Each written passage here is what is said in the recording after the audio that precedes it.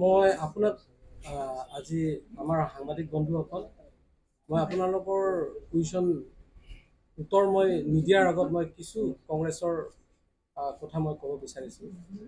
মই সেইটো উত্তৰো দিম, কিন্তু কংগ্ৰেছৰ আমোলতে মই বহুত দূৰলৈকে নাযাওঁ। মই কংগ্ৰেছৰ এটা বস্তু আমি গম পাইছোঁ, কংগ্ৰেছেতো ফেমিলি ৰাজনৈতিক কৰে, এইটোতো সঁচা কথা। আজি তৰুণ গগৈ, স্বৰ্গীয় তৰুণ গগৈ যেতিয়া চিফ মিনিষ্টাৰ হৈছিলে কাৰ্বি আংলঙত বা অসমত চিফ মিনিষ্টাৰ হৈছে, অসমত যেতিয়া চিফ মিনিষ্টাৰ হৈছে, আমি কাৰ্বি আংলঙত কি দেখিবলৈ পাইছোঁ, আমি কি অনুভৱ আছিলে, আৰু সেইটো বিভিন্ন জাতি জনগোষ্ঠীয়ে এই কথাবিলাক পাহৰা নাই। কাৰ্বি আংলঙত অপ্তুত পৰিস্থিতিত হৈছে বিভিন্ন জাতিৰ মাজত, বিভিন্ন জাতি জনগোষ্ঠীৰ মাজত সংঘাত লগাইছে। কেতিয়াবা কেতিয়াবা DSD আৰু UPDS লৈ পেলাই ডিমাচা কাৰ্বি কথা সংঘাত। সেইটোতো 41জন যেতিয়া চাৰ্চিন নিচিনা জেগাত যেতিয়া এটা বাছত কাৰ্বি বুলি হত্যা কৰি কেঁচুৱা মানুহজন সৰু এটা বাচ্চালৈকে এৰা নাই। তো সেইখিনি কথা যদি আমি কওঁ, নোম খাৰা হৈ যায়। এই কথাটো কাৰ দিনত হৈছে? কংগ্ৰেছৰ দিনত হৈছে। আৰু যদি লাংগুকু ওচৰতে এটা চাৰ্চ ভিতৰতে 19জন মানুহ চাৰ্চৰ ভিতৰতে হত্যা হৈছে, এইটো কাৰ দিনত হৈছে? এইটো কংগ্ৰেছৰ দিনত হৈছে। আৰু বিভিন্ন জাতি জনগোষ্ঠীৰ মাজত সংঘাত হৈছে।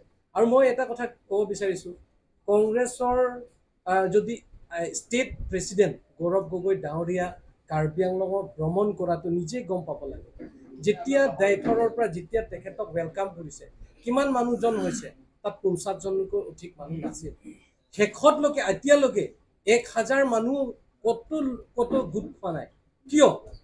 কংগ্ৰেছৰ আগৰ যিখিনি কাম কৰিছে, আগৰ যোনটো ভুল হৈছে, প্ৰথমতে গৌৰৱ গগৈ ডাঙৰীয়াই কাৰ্বি আংলং ৰাইজক, কাৰ্বি আংলং বিভিন্ন জাতি জনগোষ্ঠীৰ ওপৰত ক্ষমা বিচাৰিব লাগে যে আমাৰ দিনত, আমাৰ চৰকাৰৰ দিনত আমি কাৰ্বি আংলং শান্তি ঘূৰাই আনিব নোৱাৰিলোঁ।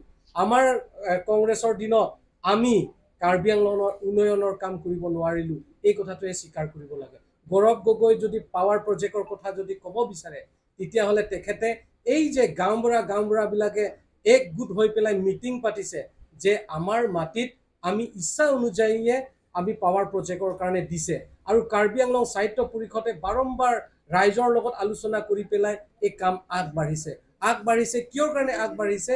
আমি দেখিছোঁ তাতে আমাৰ মানুহবিলাকে যে কাৰ্বি আংলঙৰ শিক্ষিত যুৱক যুৱতীসকলে বাহিৰত যেনেকৈ চেন্নাই, পুনে, মহাৰাষ্ট্ৰ, গুজৰাট পৰা আদি কৰি বিভিন্ন জেগাতে 15,000কৈ অধিক মানুহ ইয়াৰ মানুহে কাম কৰিবলৈ যায়। তাত অসুবিধা পাইছে মানুহবিলাকে কাম কৰাৰ, এনেকৈ কাম বিচাৰিওঁতেও কেতিয়াবা মাৰপিট কৰা আমি দেখিবলৈ পাওঁ।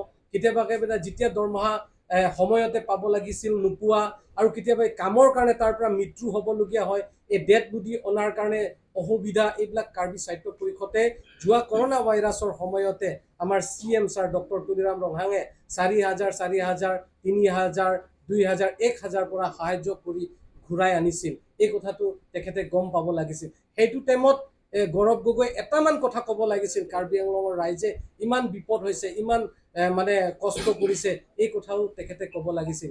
কাৰ্বি আংলঙৰ যদি ইয়াত মানুহে যদি পাৱাৰ প্ৰজেক্ট হয়, মই তেখেতৰ এটা কুৱেশ্যন কৰিব বিচাৰিছোঁ। আজি অসমৰ কথা ক'লে ইলেক্ট্ৰিচিটিটো মানে যিমান থাকিব লাগে সিমান নাই বুলি মানুহবিলাকে কৈ থাকে। কাৰেণ্ট গৈ থাকে বুলি কয়। এই কাৰেণ্ট পাৱাৰটো আৰু লাগে বুলি কয়। তেতিয়াহ'লে ইয়াত যদি পাৱাৰ প্ৰজেক্ট হয়, এই পাৱাৰটো ক'ত যাব? আমাৰ ষ্টেটৰ আণ্ডাৰতে যদি ক্ষমতাত যদি পালেহেঁতেন, এই কথাটো তেখেতে অনুভৱ কৰিব লাগিছিল। আৰু আনফালে এটা কথা ৰাজনৈতিকভাৱে মই ক'ব বিচাৰিছোঁ, তেখেতৰ যিখিনি স্পীচ দিয়াটো কাৰ্বি আংলং, আমাৰ কাৰ্বি আংলং বিভিন্ন দল সংগঠনে এটা ভয় আশংকা আছে যে এটা NSCN IM বিলাকে গ্ৰেটাৰ নাগালেণ্ড সামৰি লৈছিলে, ধিলাই অঞ্চলৰ পৰা আদি কৰি বগজান অঞ্চলত। সেই কথাটো তেখেতে সমৰ্থন কৰিছে নেকি বুলিহে এটা ভয় খাইছে। আৰু এই জেগাটো আমাৰ গৌৰৱ গগৈ ডাঙৰীয়াই সমৰ্থন কৰিছে নেকি, এই কথাটোৱে আমি ক'ব বিচাৰিছোঁ।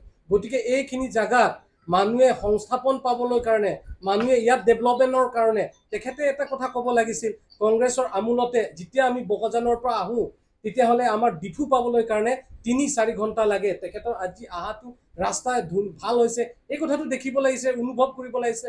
এতিয়া মাত্ৰ 1 ঘণ্টা লাগে। এই কথাটো অনুভৱ কৰিব লাগিছিলে।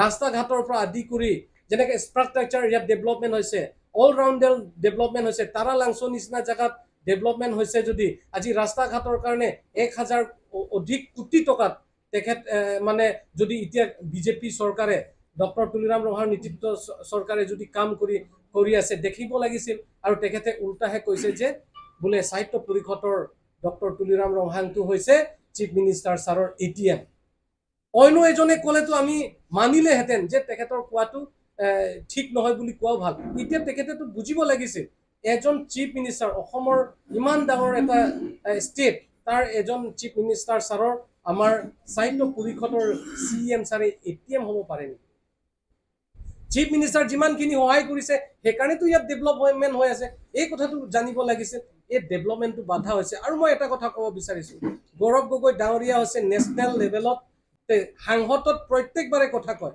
কাৰ্বি আংলঙৰ প্ৰতি কিবা এটামান আপোনালোকে শুনিছিলে যে কাৰ্বি আংলঙৰ ৰাজনৈতিক সমস্যা আৰ্টিকল 244 এই কথাই কওক কাৰ্বি আংলঙৰ উন্নয়নৰ কথাই কওক দিলীপ শইকীয়া ডাঙৰীয়া যদি ক'ব পাৰিছে তেতিয়াহ'লে গৌৰৱ গগৈ ডাঙৰীয়াও ক'ব পাৰিব লাগিছিল যে ঠিক আছে আপুনি অট'নমাছ ষ্টেটৰ সমৰ্থন নকৰে ঠিকে আছে কিন্তু কাৰ্বি আংলঙৰ উন্নয়নৰ ক্ষেত্ৰতো কাৰ্বি আংলঙৰ বিভিন্ন জাতি জনগোষ্ঠীৰ উন্নয়নৰ ক্ষেত্ৰতো তেখেতে উত্থাপন কৰিব লাগিছিল এইখিনি কোনোবাই দেখিছে নেকি নাই গতিকে গৌৰৱ গগৈ মেণ্টেলিটি গৌৰৱ গগৈ যোনটো কাৰ্বি আংলঙৰ প্ৰতি যিটো চিন্তাধাৰা দেখিবলৈ পোৱাটো আমি বিভিন্ন জাতি জনগোষ্ঠীৰ মাজত ঐক্য বিভিন্ন জাতি জনগোষ্ঠী যিটো আগুৱাই যোৱাটো তেখেতে নিবিচাৰে আৰু ইয়াত সংঘাত লগোৱাটোৱে চেষ্টা কৰিছে বুলি আমি অনুভৱ কৰিছোঁ সেইকাৰণে আমি ক'ব বিচাৰিছোঁ যদি কাৰ্বি আংলঙৰ প্ৰতি মৰম আছে কাৰ্বি আংলঙৰ প্ৰতি সহায় কৰিব বিচাৰে তেতিয়াহ'লে আপুনি পাৰ্লিয়ামেণ্টত কাৰ্বি আংলঙৰ প্ৰতিটো উত্থাপন কৰক আৰু কাৰ্বি আংলঙৰ প্ৰতি বিভিন্ন জাতি জনগোষ্ঠীত এতিয়া বিজেপি দিনত একো সংঘাত নাই বিভিন্ন জাতি জনগোষ্ঠী একেলগে মানে ঐক্যভাৱে স্থায়ী শান্তি ঘূৰি আহিছে এই শান্তি স্থায়ী শান্তি ঘূৰাই অহাটো শান্তি বিনষ্ট নকৰিবলৈ কাৰণে আমি আহ্বানে কৰিব বিচাৰিছোঁ